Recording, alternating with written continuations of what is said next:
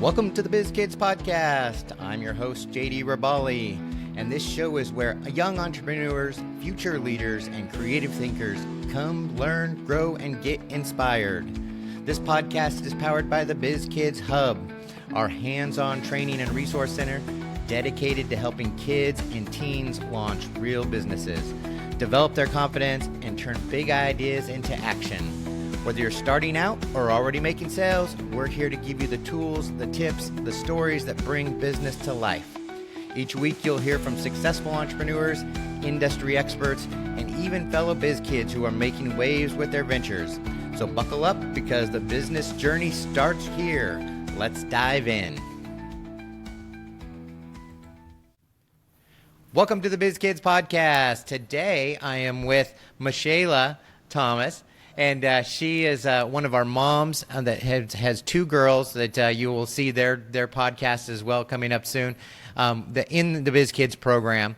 And I wanted to have her on the show today to kind of talk about the process of getting a kid started in entrepreneurship and business and what it takes to be a mom that's supportive of that. And she's always at the shows with her daughters, helping them, coaching them, and getting through that process. And I know it's a big sacrifice to give up a Saturday to go out and actually show your kids how to make money and how to start a business.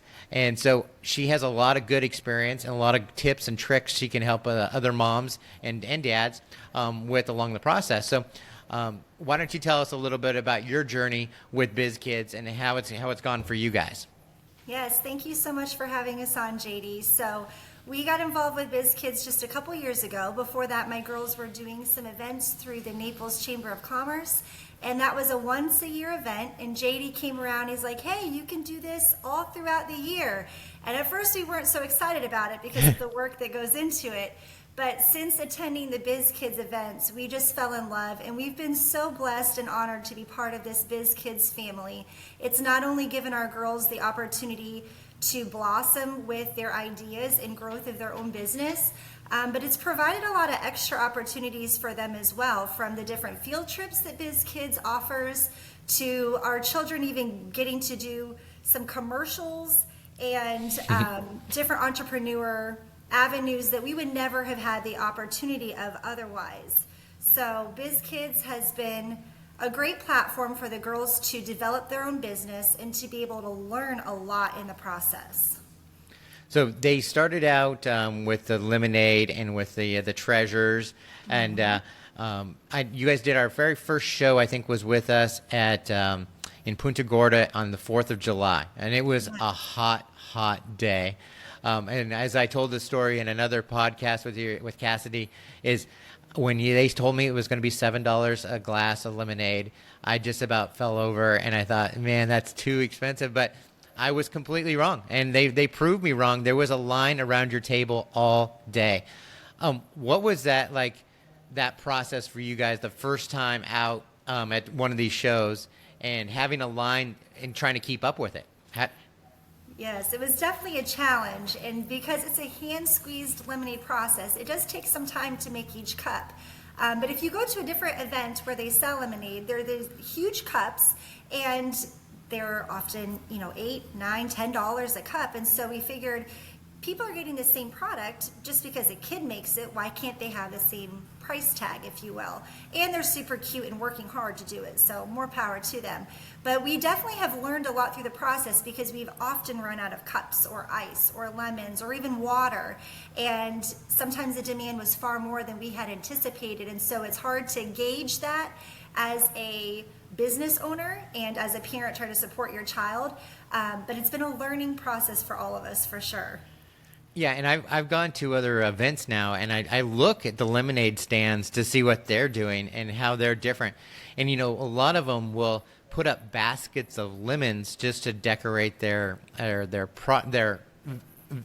booth, but they're actually just a pre-mix of lemonade that they're actually just pouring into a cup to get out as quickly as possible. Yes. And they're not even anywhere close to as good as Cassidy's lemonade. So you definitely notice a difference. And they're, like you said, they're charging $10 and they're not really fresh squeezed lemonade. So for you as a mom, in this whole process of kind of getting the girls to, is it kind of a push and prod to like get them excited about it, or are they making enough money now that they're going, hey, well, I want to do another show, I want to go out and make some more money? So our kids have always been excited to use the talents that the Lord has given them. And it started with Terrell's Treasures. Back when she was in kindergarten and first grade, she was making this jewelry, and that's what sparked us to look into an event like this. So it hasn't been a challenge to get them excited because she has all creative bones in her body, and so just getting to help her foster and grow with that has been an encouragement. And then our other daughter Cassidy is all about the food, and so for her to pursue this food avenue, you know, we have two completely different businesses in our household, and as a parent who is helping them not only foster their avenue but also prepare, that's something to think of as your child is interested in a different business, is what does that look like? Is it a business that you can prepare in advance, like the art, where she's doing it slowly over time and then she just brings it to the table? Or is it a business that's on the spot that you have to prepare for and then you're fixing it right then and there? And these are two completely different things to prepare for. And that's a good lesson for the kids to understand and students to understand is, you know, your business models are going to be different depending on your product that you're selling. But at the events, when you're trying to hit the masses, when they're walking through, how can I get my product to the most people in the quickest amount of time? And so you have to kind of look at that system. Now, I know Cassidy had an employee with her last time. Like you guys hired some kid off the street, and she had extra help. I know it wasn't a kid off the street, but tell us about, like, how did you get to the point where, like, I need to hire some help at these shows?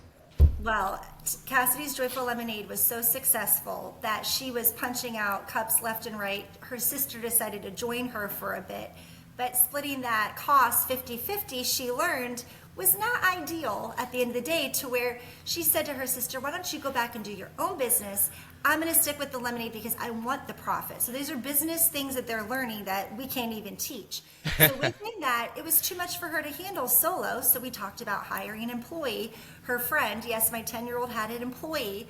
And so she paid this employee very well, hourly and with tips. The kid made out like a bandit and was blessed by her hiring him. And yet she was still super successful, getting to keep the money that she made instead of a 50-50 split. Yeah, and kind of to go back on the sister split, you know, we look at a lot of times this is for adults. Like if you're going into business and you're thinking, hey, I'm going to go into business with a family member, you have to have a contract, an agreement to say, hey, this is how everything is going to be split. So one person doesn't get stuck with all the expenses and the other person gets stuck with all the profits. And so we have seen, and you can look at thousands and hundreds of thousands of incidences where people have gone into business with family members and it's gone south because things weren't identified in the beginning of this is how it's going to be, the structure is going to be, and this is how things are going to be split, because a lot of people think, hey, I'm going to do this part of the job, I'm going to do that, and that's even just in a partnership. So you make sure that when you get into a partnership, you have a clear understanding of everybody's roles, responsibilities, and financial abilities to help out in that process, because it can get ugly. So I'm glad they learned the lesson very young. And that's important for kids that are looking at doing different businesses to realize as well. Even if they're selling bracelets with friends, if their bracelets have a low cost and there's 3 or 4 friends that are doing this booth and they're splitting the profit at the end of the day, that's something to think about. So as you're discovering what your child might be interested in, these are many different aspects to consider. Yeah, absolutely. And when we give out prize money at the Biz Kidz Expo, and you have to realize, hey, that money is going to be split, and how is that going to be split? So in our registration process, we make it very clear whoever registers for the event is the one that gets the check. So, and then they have to decide how that check is going to be split when the winnings of that after the event. So we don't want to get into the legal contracts of hey, this kid gets 20%, this kid gets 30%, and all like that. So what is one of the lessons that you've seen the girls learn that I know everybody likes to tout our successes and say, hey, look at what I've done, look at what I've built. What are some of the lessons, hard lessons that they've learned along the process of that didn't work out, and I had realized it, and I made that conscious effort to have to change? Well, there's definitely a trial and error in any business. And so as my daughter, Tara Lynn, has done that, Tara Lynn's Treasures, she's tried a few different avenues and different things, from the jewelry to hopping over to plants, back to jewelry. They've seen failure. And so not having a successful day is a disappointment whenever, especially your sibling might be making a killing next door. And so just handling disappointments and failures has been something that is a life lesson that they'll learn. Also, just talking with people. Some people will welcome your conversation, some might keep walking, and there's that rejection aspect there. And so through this, it's definitely increased their confidence and their ability to go up to a stranger and offer a product. And so it has had many benefits to shape and mold their character, but it's also worked on refining that character as well with the disappointments and failures. And have you seen that, getting that confidence to talk to people, have you seen that like blossom in other parts of their lives as they've kind of developed and gone out to do other things, and maybe not necessarily sell a product, but to tell people about something, or to kind of, talk to people more frequently? Definitely. I have two different personality children, and one will make best friends with any stranger, and the other one is so reluctant to even approach anybody and ask questions. And so kind of watching my more shy one come out of her shell has been a blessing, because it's something that gives her practice all throughout the year whenever she does these events. And I love to see that with the kids, as the newer kids that come into a Biz Kidz market are sometimes sitting behind their booth and they're shy, they don't want to talk to anybody, but then they notice that the kids that are actually getting out there and interacting, they're making a lot more money. And, their sales are up, and these kids kind of go, oh, I guess I have to do that if I want to make money. So I think it's a good realization when they see what other kids are doing to make the money, and they have to realize, I need to adapt and change and come out of that uncomfortable zone. For sure. So for you, what advice would you give to moms to say, hey, you really need to kind of help your kids along the process? This is what I would say are the best kind of tips I would give a mom. Well, I mean, first of all, to be supportive of your child. If you're wanting them to blossom and try out their own business, you need to be supportive and encouraging of it. I realize that also takes time on your part as a parent. For me, I actually have spreadsheets that I keep for the girls. We record what their cost is for everything. We record what they have brought in from the event. They always have to take their cost off before they, are able to spend and save and tithe. But it takes a lot of preparation, like I said, depending on the avenue of the child's business as well. So there is work involved, but I will say that the work and effort that you put in as a parent will have long-lasting results. Not only will your child potentially grow in their character, grow in their finances, learn some of these real-life lessons, and start to understand monetary value in our day and age, but it also bonds you as a family. Yes, we are out there on a Saturday spending hours at this event, but we do it as a family, and it's fun and it's exciting to watch them grow, and it's encouraging, and we really enjoy it. And now you guys all have that entrepreneur bug. So whenever you go to another event, you're going to be looking at, like, how could we be making money on this event? And you don't look at events the same anymore. I can't go to a farmer's market or a community event without going, oh, if I had a booth here, I could sell this or I could do that. I can't get past it. Like, that's all I think about is, like, well, what could I be selling at this event? So it's in our blood. We're looking for ways to improve the businesses, or to even your setup and layout, how to make it better, because all of that catches people's eyes. And then, we're always excited to grow the business for both of our girls. And that's what I tell, a lot of parents that, like, hey, my kid doesn't have an idea. Go to a local farmer's market, go to a community event, look at the booths and what people are selling. Look at the booths that have the lines around them and, like, are waiting for a product, and what are they selling that, like, is getting people's attention?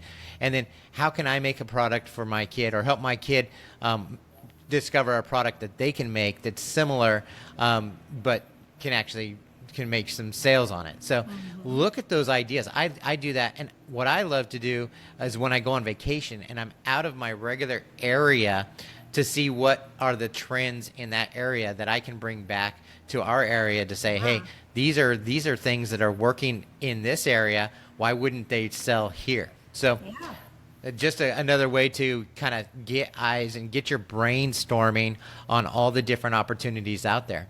And getting our kids to understand there's opportunities all around us, and they always have to be looking for those to see where there's opportunities to thrive, to where they can actually make a difference. And what we're looking for are problems to solve.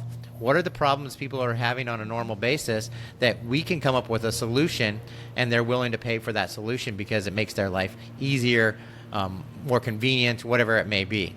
So. And it's a journey. You don't have to have the answer right off the bat. You can just start with something that you enjoy, and as you start and you grow, you're going to get more ideas, and you're going to see those opportunities and come up with new creative ideas as you go along, which is great. And a lot of business ideas are accidents. And so you could be doing something that, hey, you think this is going to be my big thing, and one day you forget to bring a product and you had to improvise and do something different, and it takes off. And so we've seen many countless opportunities like that where Coca-Cola was that. You know, he was kind of come up with a drink, and he just couldn't get the taste right. Fell asleep and knocked over a vial, and all of a sudden he's got the formula for Coca-Cola. So, you know, there's stories out there like that accidents happen all the time. So. Well, I love the verse in 1 Timothy 4:12 that says, "Don't let others look down on you because you're young, but to set an example in speech, conduct, love, faith, and purity." And I feel like that's what Biz Kidz offers for these kids, is just because you're a kid doesn't mean you can't sell something, that you don't have something wonderful to offer to the world. And so get out there and try. And what we always say is our Biz Kids, these are not going to be the kids that are worried about finding a job in the future. These are the kids that are going to be creating the jobs in the future. If you want to get your kids involved with Biz Kids, you can follow us at bizkidsusa.org. You can find out more information about how to get your kids involved.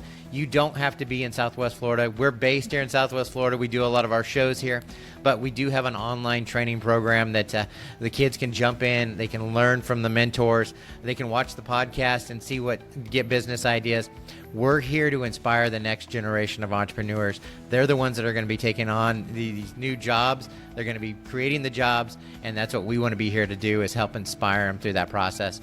Thanks, Mom, for being here for the kids. Thanks for being out at all the shows. I know it's in a hot, sweaty Florida. It can be rough days of unloading the truck and loading it. So I appreciate everything you do to make sure that the girls can be there. And thank you to you, because you're always out there as well, and you're giving us the platform, and we greatly appreciate it. And make sure that you watch Cassidy's and Tara Lynn's podcasts and their interviews so you can hear from them about their products and their services and what they're doing. And we appreciate your family for being there. And we will see you guys next time on the Biz Kidz Podcast.